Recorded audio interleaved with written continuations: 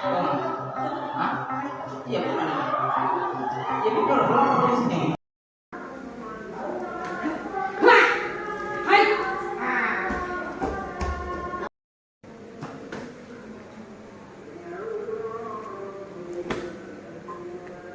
Sakit? Apakah gerakan ini mudah?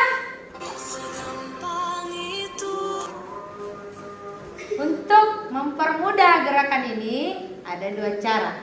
Yang pertama latihan bela diri, dan yang kedua lakukan secara terus-menerus agar terjadi otomatisasi gerakan sehingga ketika kita diserang kita dengan mudah menyerang balik. Wah!